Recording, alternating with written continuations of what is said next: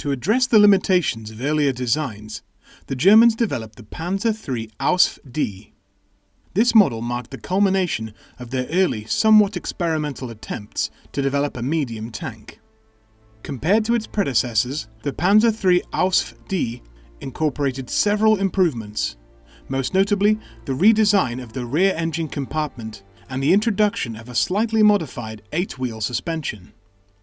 This series was produced in somewhat larger, though still limited numbers, compared to the earlier versions. The Panzer III Ausf D also had the longest service life, remaining in action until 1941 and possibly even beyond. Much like the Panzer III's impressive longevity, I've discovered a game that's built to last. Available on both mobile and PC, it features over 800 champions, each one unique and ready to be part of your collection. Right now, there's an exciting event called the Asgard Divide, running from August 21st to November 22nd. This event introduces 4 champions inspired by Norse mythology. Loki the Deceiver, a master of mischief and chaos, who can evade enemy attacks and cloak himself under the perfect veil buff. Log in for 7 days before October 23rd and he's yours for free. Thor Feyhammer deals massive damage with his new Thunder counter, perfect for taking down groups of enemies. Odin Feyfather, a powerful berserker who can revive allies and steal enemy buffs. Freya Fateweaver, a defensive powerhouse, shielding and protecting your allies. These champions bring a unique twist to familiar mythological figures, casting them as powerful Fae in the world of Teleria. As part of the Asgard Divide, players can also enter the event dungeon. In it, you'll face Odin Feyfather in a battle that will test both your wits and power. It's a time-limited dungeon, so you'll need to act fast to claim the rewards. As someone who enjoys the depth of turn-based RPGs, this event is a standout, with the Norse mythology theme adding a rich layer of lore, and the ability to earn such powerful champions keeping the game engaging. The event dungeon offers a fresh challenge that's both rewarding and fun. Don't miss out on this chance to add these epic champions to your collection. Click the link in the description or scan the QR code to download the game. You'll immediately receive a huge starter pack featuring the epic Grizzled Jarl from the Dwarves faction. And after reaching level 15, you'll get another starter pack with the epic Knight Errant from the Banner Lords faction. Claim your heroes and start conquering the Asgard Divide today. The introduction of the Panzer III Ausf A set the foundation for subsequent models in this series. It was a relatively modern tank design for its time. One of its most innovative features was the use of a 5-man crew, a feature not found on many other tanks of the 1930s, besides the Panzer IV and the Soviet T-28. The tank was well armed, equipped with a 3.7 cm gun and 3 machine guns, and came standard with radio equipment. Although the overall design and layout of major components were established with satisfactory results from the beginning, the suspension was a weak point. The Panzer III Ausf A used a suspension system consisting of 5 large road wheels. These wheels were suspended using swing axles with coil springs mounted on box assemblies. The Ausf B introduced a completely different suspension system. It featured 8 smaller road wheels arranged in pairs on double swing axles, which pivoted around a swing arm. This swing arm also pivoted on a pin held in position by a small metal box welded to the hull's lower sides. Above each group of 4 wheels, a leaf spring unit was installed. The Ausf C also featured 8 smaller road wheels, but with a different arrangement. The wheels were divided into 3 parts, with 2 pairs of double wheels placed at the front and rear. The remaining 4 double wheels were placed in the middle. The smaller pairs, each with 2 double wheels, were suspended using a shortened leaf spring unit, while the 4 center-positioned wheels were suspended using a much longer leaf spring unit. If this all sounds unnecessarily overly complicated, it's because it was. If you want to learn more about any of these three variants, you're in luck. We already have YouTube videos on each of them that you should definitely check out. The German army officials issued an order to Daimler-Benz to produce 25 Panzer III Ausf D chassis. Other components, such as the turrets, were to be provided by Krupp Gruson Werke and Alket, while the main guns were supplied by Krupp Essen and Rheinmetall. Numerous smaller subcontractors were contracted to provide the necessary armoured parts. Although production of these vehicles began in early 1938, it took several months to complete them. The last of the 25 vehicles was finished sometime between July and September 1938. The Panzer III Ausf D received some modifications to its overall design, though in many aspects, such as armament and engine, it remained virtually unchanged. The suspension of the Panzer III Ausf D was quite similar in appearance to that of the Ausf C, making it sometimes difficult to distinguish between the two. The Panzer III Ausf D employed the same configuration of 8 small road wheels. These wheels were divided into 3 parts, 2 pairs of double wheels placed at the front and rear, and 4 pairs in the middle. Additionally, there were 3 return rollers, 1 front drive sprocket and 1 rear-positioned idler per side. One change implemented in this suspension was the repositioning of the pivoting points for the front and rear swing arms, which were now placed closer to each other. The positions of the leaf spring units on the first and last pairs of road wheels were also altered, being placed diagonally in contrast to the previous vertical arrangement. Lastly, 2 improved shock absorbers were added to each side of the suspension, with one positioned behind the drive sprocket and the other in front of the idler. The Panzer III Ausf D, like its predecessors, was powered by the same Maybach HL 108TR engine, delivering 250 horsepower at 2,800 RPM. With a weight of 16 tons, it could achieve a maximum speed of 35 km an hour and had an operational range of 165 km. The changes implemented on this variant aimed to improve the engine ventilation system. The 2 radiators were repositioned to a completely vertical alignment from their previous angled position. Additionally, these radiators were equipped with louvers, which the crew could control from the compartment to optimize airflow as needed. The overall design of the engine compartment was altered due to modifications in its interior. The rear part of the engine compartment was positioned at a steeper angle. 2 cooling air grills were installed on each side of the engine compartment, although no additional ventilation ports were added to the armour cover of the engine. The 4 hatches, 2 on top and 2 more on the angled sides, could be opened to serve as improvised ventilation ports. This redesign of the engine compartment resulted in a slight extension of the Panzer III Ausf D, increasing its length from 5.66 metres to 5.92 metres. The mechanical fuel pumps were replaced with electrically operated ones.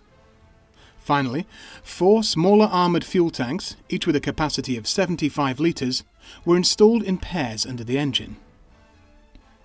The early Panzer III models incorporated a 5-speed transmission unit. This was changed with the introduction of the Panzer III Ausf D, which received the improved 6-speed SSG 76 type transmission. Since the other components of the drivetrain remained essentially the same, the drive performance was also largely unaffected. The early German tank designs developed in the 1930s were notoriously lightly protected. This was due to various reasons, such as prioritizing speed and mobility, lacking production capabilities, and to some extent wanting to reduce production costs. Regardless of these reasons, the Panzer III Ausf D had a driver's plate and front hull that were 14.5 mm thick, while the glacis was only 10 mm thick. The hull and superstructure sides and rear were 14.5 mm thick, with the top being 10 mm and the bottom only 5 mm thick. The turret armour protection was not significantly different. The front gun mantlet was 16 mm, the sides and rear were 14.5 mm, and the top was 10 mm thick. The strongest protected part was the commander's cupola, which consisted of 30 mm of all-around armour. Some sources mention that the Panzer III Ausf D received an improved frontal armour up to 30 mm. However, this appears to be incorrect, possibly confusing it with the armour thickness used on the command tank variant of the Panzer III Ausf D. The Germans were among the first to employ command tanks in significant numbers. Initially, this role was reserved for a modified Panzer I chassis. However, since it was too small for this purpose, it was decided to use the Panzer III chassis instead. The Panzer III Ausf D was chosen for this modification. For this role, the tank's gun and machine gun were removed and replaced with dummy imitations to hide its purpose and mislead the enemy. The turret was fixed in place, and additional radio equipment was stored inside the vehicle. This necessitated the addition of another radio operator who replaced the gunner. A large fixed antenna was mounted on top of the engine compartment. Lastly, the frontal armour protection was increased to 30 mm. Daimler-Benz produced 26 brand new vehicles in 1938 and 4 more in 1939. This vehicle was designated as Panzerbefehlswagen, or Tank Command Vehicle, Ausf D1. During the late 1930s, the Germans began developing the Sturmgeschütz vehicles to provide mobile, well-protected and armed self-propelled support for infantry units. To expedite development, they decided to use the chassis of the Panzer III. In 1936, 5 Panzer III Ausf B chassis were earmarked for this new project. Since only the chassis were required, 5 turrets remained unused. These turrets, valuable due to the scarcity of armoured vehicles and resources invested in their construction, were temporarily stored. However, not wanting to leave them indefinitely idle, German army officials instructed Daimler-Benz to manufacture an additional 5 Panzer III Ausf D chassis to mate with these turrets. Given that Daimler-Benz had focused nearly all its resources and production capabilities on developing the improved Panzer III Ausf E and F variants, the construction of these hybrid vehicles took nearly 2 years to commence. Finally, in late 1940, work began on integrating these components, but encountered significant challenges. By that time, the Panzer III Ausf D was no longer in production, leaving no available tooling equipment. Daimler-Benz opted to reuse leftover spare parts and components from the command variant based on the Panzer III Ausf D. When these vehicles were finally completed in October 1940, they incorporated parts from at least 3 different vehicles. The turret was taken from the Ausf B, while the superstructure and chassis was adopted from the Ausf D and its command variant. Modifications included the use of a new idler, and the position of the rear shock absorber was slightly lowered. Lastly, it utilised the 30 mm thick machine gun ball mount from the Panzer III Ausf E.